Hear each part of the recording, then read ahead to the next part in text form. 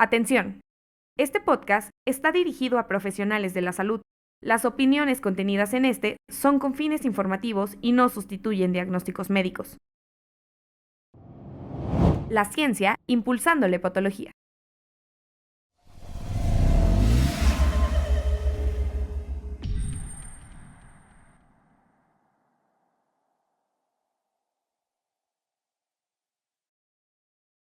¿Qué tal? Sean bienvenidos al podcast número 7 de la Asociación Mexicana de Hepatología. Y nos toca el tema de daño hepático inducido por fármacos y herbolaria. Y tenemos el gran honor de tener a una experta en el tema. Es la doctora Nelia Hernández, la cual es presidenta de la Asociación Latinoamericana para el Estudio del Hígado. Ella trabaja en el Hospital de las Clínicas de la Universidad de Uruguay en el sector de hepatología y actualmente también es la encargada del registro de Latin Billy, por lo cual pues tenemos la verdad agradecerle que haya aceptado la invitación y pues realmente hoy en día la prevalencia del consumo de drogas y de herbolaria ha ido incrementando a nivel mundial, pero también a nivel nacional y Latinoamérica. Y pues le haremos algunas preguntas a la doctora Nelia. ¿Cuándo sospechamos DILI, doctora? Bueno, hola a todos. Un segundo nomás para agradecer, porque la verdad que el honor es mío y estoy muy contenta de estar aquí contigo, Eira, y poder compartir esta información, que en definitiva es de todos, porque el registro es de Latinoamérica, así que la información que les voy a contar la armamos todos. ¿Cuándo sospechamos DILI? Yo te contesto que siempre. ¿Y por qué te contesto que siempre? Porque el DILI tiene esa forma de manifestarse que es muy camaleónica, se puede parecer a cualquier cosa. Entonces, frente a una hepatitis aguda, viene un paciente con un perfil de hepatitis aguda, yo lo primero que pregunto son fármacos. ¿Qué fármacos hubo? ¿Qué fármacos están presentes? Y me fijo a ver un poquito su potencial. La doctora Sheila Sherlock decía que toda alteración del funcional hepático es una toxicidad hasta demostración de lo contrario. Y eso está bueno porque hace que no nos olvidemos de esa posibilidad, hace que recordemos que el DILI es un diagnóstico de descarte y hace que nos acordemos también de que puede ser un perfil de hepatitis aguda con mucha necrosis, con mucha transaminasa, o puede ser un perfil de una forma colestásica y la manifestación ser el prurito, o puede ser incluso hasta un paciente que se manifieste con elementos de hipertensión portal y que cuando revisamos su historia clínica es un paciente que no tiene nada para tener una enfermedad hepática como puede ser una cirrosis y sin embargo un tiempo antes del debut de todos sus elementos había recibido oxaliplatino.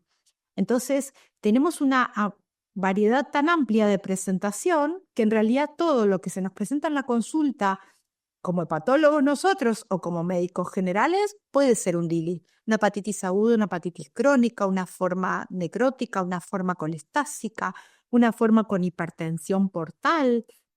La verdad que cualquiera puede ser y desde lo clínico puede haber fiebre, puede haber dolor, puede haber prurito, puede haber cansancio, clínicamente puede manifestarse de muchísimas formas. Cuando nosotros tratamos de un poco unificar los criterios, y capaz que también tu pregunta apunta a eso, hablamos de DILI o hablamos de un DILI significativo cuando eventualmente las enzimas hepáticas están, por ejemplo, 5 veces por arriba de lo normal. Una ALT por 5, una AST por 5, una fosfatasa alcalina quizás por 2 o 3. Puede ser un poco menos de estas enzimas, pero con bilirrubina. ¿Y por qué nos vamos a valores quizás un poquito más altos? Porque hoy hay una prevalencia muy alta de patología como es el hígado graso, que mantiene enzimas por 1,5 veces, 2, y que puede hacer confundir todo eso con DILI. Entonces, para tratar de ser un poquito más específico, lo definimos a partir de esos valores. Y también lo definimos a partir de esos valores porque cuando una persona comienza a tomar un determinado fármaco, puede pasar por un periodo de adaptación donde puede haber cierto movimiento enzimático que en general no supera los valores que mencionamos y que después se adapta. Entonces, en general hablamos de DILI cuando los valores son arriba de 5 por de enzimas o arriba de 2 por de fosfatasa alcalina, o valores un poco menores pero con bilirrubina. La bilirrubina realmente es un punto clave, ¿no? No es lo mismo un paciente con un DILI con bilirrubina normal que un DILI con bilirrubina elevada porque le da mayor gravedad. Sí, pues tú lo acabas de decir muy bien, nos podemos enfrentar a pacientes hasta con daño agudo o crónico. Y tú ahorita con el registro de DILI de Latinoamérica, ¿cuál es la prevalencia real? ¿Tú has visto que ha incrementado, que ha disminuido? ¿Qué nos puedes comentar al respecto? De prevalencia es difícil hablar, porque para hablar de prevalencia nosotros tendríamos que tener el valor de cuántos casos hay de toxicidad, pero también cuántos pacientes reciben ese fármaco. Y en general ese último dato no lo tenemos. Son pocas las veces que tenemos ese dato. Lo tenemos, por ejemplo, para el clavulánico, donde sabemos que en realidad esto sería más incidencia, pero que sabemos que cada 2.200 pacientes que reciben el clavulánico, uno va a ser la toxicidad. Visto así parece como poco, pero lo cierto es que para que un fármaco sea seguro y su potencial de toxicidad sea bajo, tendríamos que darlo más de 10.000 para que aparezca una toxicidad o incluso más de 50.000 para que aparezca una toxicidad. O sea que cualquier fármaco que tenga una toxicidad de 1 en 10.000, 1 en 1.000, 1 en 500 es un fármaco con un potencial muy alto. ¿Pero qué marca la diferencia? ¿Cuánto se usa? El clavulánico se usa muchísimo. Entonces, si usamos mucho y encima tiene un potencial alto, vamos a ver una alta prevalencia. No sé si podría decirte que vemos cada vez más. Personalmente sí, pero porque me he dedicado especialmente a eso, entonces todos me mandan los casos que ven. Pero sí que encuentro que el perfil va cambiando.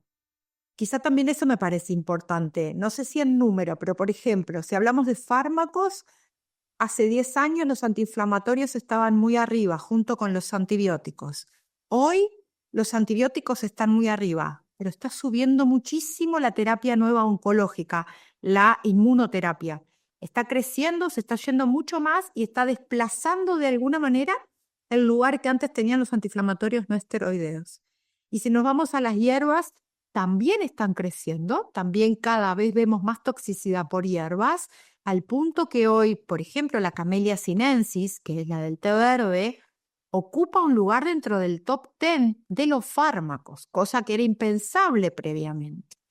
Entonces, mucho de esto tiene que ver con la idiosincrasia de cada lugar, de cómo se utilizan los fármacos, de cómo se indican, de si los pacientes van, lo compran y lo utilizan sin tener una indicación médica, por ejemplo, o tenemos países en Latinoamérica con una cultura herbolaria muy importante. México es uno de ellos, Perú es uno de ellos, Brasil es uno de ellos. Ya si nos vamos a Argentina, Chile, Uruguay, tienen menos esa cultura del uso de hierbas, pero realmente está aumentando. Hoy cada vez más la cúrcuma, el uso de la cúrcuma en extracto, ya está demostrando una alta prevalencia de toxicidad hepática, cosa que quizás hace 10, 15 años no lo veíamos.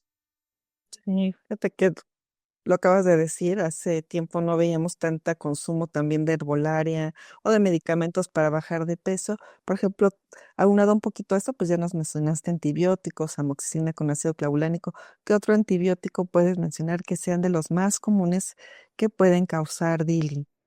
En Latinoamérica el otro antibiótico que tenemos que también da mucho DILI es la nitrofurantoína, que da un DILI agudo, da un DILI crónico y da un DILI con esas características de autoinmunidad que hace muy difícil diferenciarlo de una hepatitis autoinmune, muy pero muy difícil. Y en Latinoamérica es un punto importante porque se sigue utilizando mucho. Y se sigue utilizando mucho en la prevención de las infecciones urinarias a repetición. Entonces tenemos pacientes que lo usan de manera prolongada, no sé, 3, 4, 6 meses o incluso mucho más, y desarrollan estas formas hepatitis autoinmune símil. Y ya nos mencionaste ahorita también dos de herbolaria. Por ejemplo, ya sabemos, sospechamos que un paciente tiene DILI o ILI. ¿Qué nos puedes comentar brevemente acerca de qué escalas nos pueden ayudar a saber la causalidad en este grupo de pacientes que tienen alteraciones de la bioquímica hepática y que obviamente como diagnóstico diferencial tenemos que saber si no es algún de estos tipos de daño DILI o ILI? Ahí yo separo un poco, porque las escalas de causalidad son varias.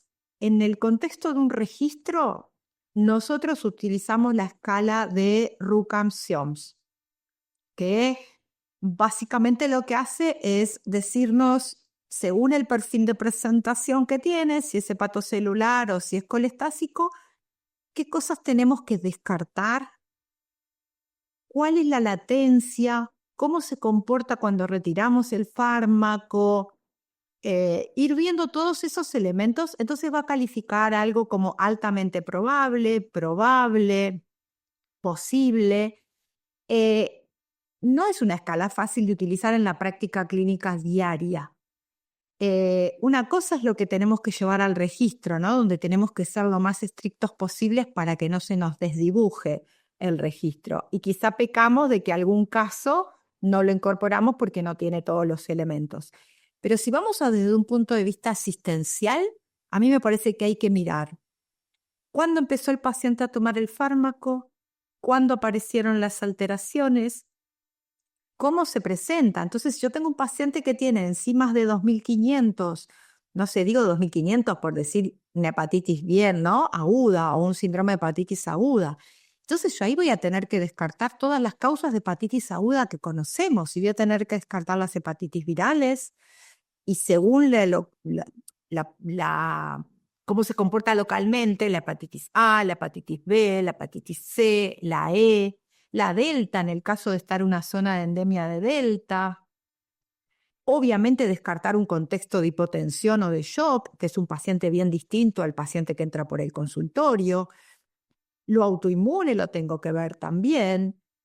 Tengo que ver el fármaco. Aconsejo a todos entrar a la página de LiverTox, donde uno puede entrar libremente y ahí puede ubicar el fármaco que está sospechando y le da un panorama muy rápido y muy útil de cómo se presenta, con qué posibilidad lo puede ver, hay ejemplos. Descartar todo, siempre tener una ecografía a mano.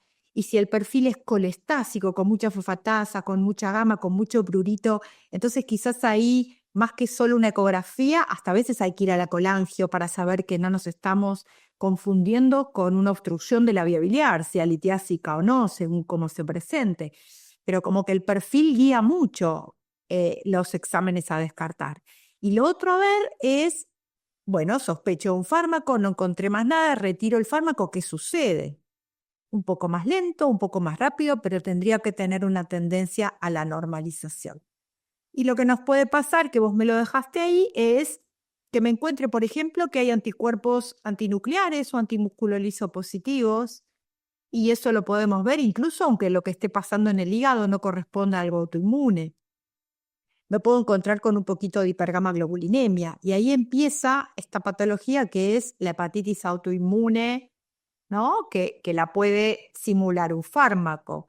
Y uno no va a saber si es el fármaco que está gatillando una forma autoinmune símil, si es un autoinmune que ya estaba de base y el fármaco simplemente no las pone en evidencia, o si el fármaco no tuvo nada que ver y lo que estoy viendo es un paciente con hepatitis autoinmune.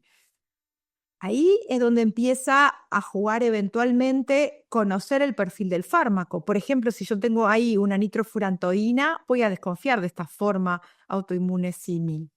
Ahora, es mucho más raro que eso lo de un clavulánico.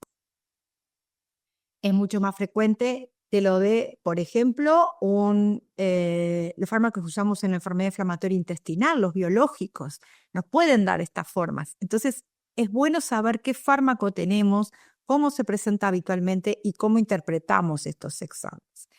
Y quizás en esta forma que yo te digo, donde aparece todo lo autoinmune, es de los lugares que le va quedando a la biopsia hepática, porque la biopsia hepática puede servirnos en estos casos. Sin embargo, es idéntica la biopsia hepática de la hepatitis autoinmune de la biopsia hepática que puede dar un DILI con perfil autoinmune. La diferencia, ¿cuál puede ser? Que eventualmente estamos acostumbrados a ver que en una hepatitis autoinmune, cuando debuta, es muy frecuente encontrarnos ya una historia, una fibrosis, una forma más crónica que no la habíamos visto en la previa y la estamos diagnosticando en esa manifestación. Esto es más raro en la autoinmune, gatillada por un fármaco, salvo que se trate de un fármaco que venía recibiendo hacía muchos meses. Y eso también lo puede hacer la nitrofurantoína.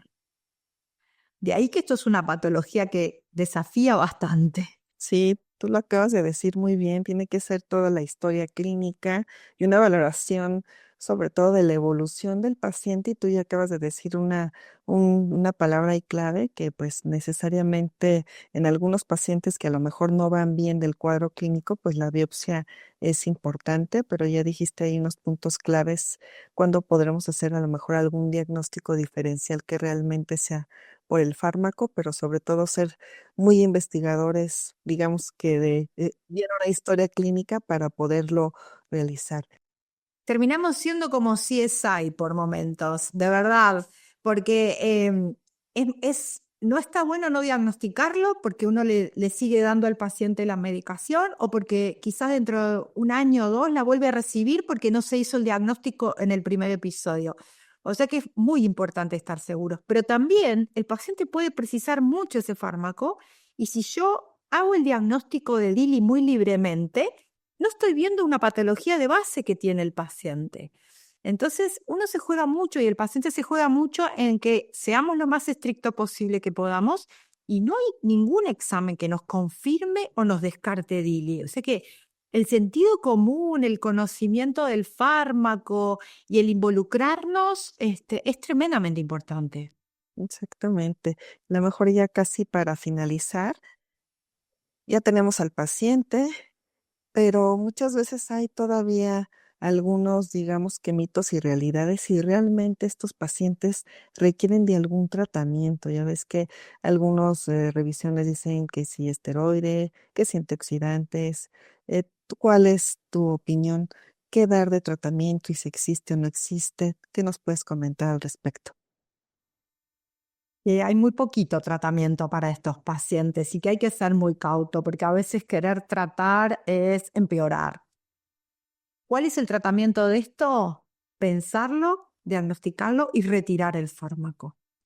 Cuanto antes retiremos el fármaco, mejor le va a ir a nuestros pacientes. Así que hacer el diagnóstico lo más rápido que podamos y lo mejor que podamos y retirarlo es prácticamente lo único que le podemos ofrecer. En el caso, por ejemplo, de la intoxicación por acetaminofeno, está muy claro que lo más precoz posible es el uso de la N-acetilcisteína. En el caso, como mencionábamos, de las formas autoinmunes o de la toxicidad por los inhibidores del punto de control inmune, ahí los corticoides tienen un rol. Pero los corticoides no tienen un rol en todos los casos de hepatitis tóxica y hay mucho uso del corticoide en esa necesidad de tratar. La verdad que el único lugar que tiene rol es cuando tenemos un mecanismo inmunomediado de por medio. Si no, el corticoide no tiene demasiado valor. Incluso hay algunos trabajos que muestran que cuando usamos los corticoides en los pacientes con hepatitis aguda grave les va peor que si no lo usamos. Entonces, algo que hace un rol inmunomediado no habría lugar para el corticoide. Y hay algún trabajo, pero que tiene un número pequeño, que muestra que en las formas graves, independiente del fármaco que le esté produciendo, cuando ya se está instalando la encefalopatía en sus primeras etapas, podría haber un rol para la N-acetilcisteína, aunque no sea por acetaminofén. Esto lo tomo un poco con pinzas porque los números no nos permiten ser contundentes. Entonces, se demostró que en esos pacientes que tenían una evolución más grave, que caía el tiempo de protrombina, mucha bilirrubina y había un poquito de encefalopatía, quizás ahí la NAC, aunque no sea un acetaminofeno, puede ser útil. En cambio, en ese mismo grupo de pacientes, los corticoides son absolutamente perjudiciales. O sea que hay poco tratamiento. En las formas colestásicas, el ácido ursodeoxicólico parece no ser una mala idea, o sea que podría tener un lugar como tratamiento del prurito, igual que en todo lo que es hepatología. Y poca cosa más se irá para el tratamiento de estos pacientes. En realidad, hacer el diagnóstico, retirar el fármaco, ser muy cuidadoso, controlarlos, seguirlos hasta ver que normalicen y evitar que se reexpongan cuando hicimos el diagnóstico. Perfecto, pues muchas gracias y te vamos a pedir como 3 puntitos de patoactualidades para poder finalizar este podcast. ¿Qué nos puedes dar como tus 3 puntos clave como para llevar a casa para las personas que escuchen este podcast? A ver, recordar entonces que la hepatotoxicidad se puede presentar de cualquier manera. Recordar que suspender el fármaco es prácticamente la única forma de diagnóstico, de tratamiento, perdón, y tener presente toda la inmunoterapia que se está viniendo, es que está afectando muchísimo todos los órganos, pero el hígado es uno de ellos. Después de la piel viene todo lo que es la hepatitis y muchas veces determina la suspensión de estos fármacos. O sea que creo que cada vez más vamos a ver más hepatitis por inmunoterapia. Se está usando cada vez más y la tenemos que tener sumamente presente. Pues te agradecemos mucho estos minutos de tu tiempo, doctora Nelly Hernández. La verdad, para nosotros fue un placer tener todos estos datos sobre todo de ti, que eres la experta. Y pues ya vieron, ¿no? El DILI y el ILI es muy frecuente, diagnóstico diferencial, tomarlo en cuenta, sospecharlo. Ya la doctora nos dijo, podemos revisar liver tox y siempre es parte de nuestra práctica diaria como médicos, sobre todo que prescribimos algún medicamento y ahora que está la herbolaria ya muy presente en nuestra vida cotidiana. Muchas gracias y los esperamos en el siguiente podcast de la Asociación Mexicana de Hepatología. Muchas gracias. La Asociación Mexicana de Hepatología presentó La ciencia impulsando la hepatología.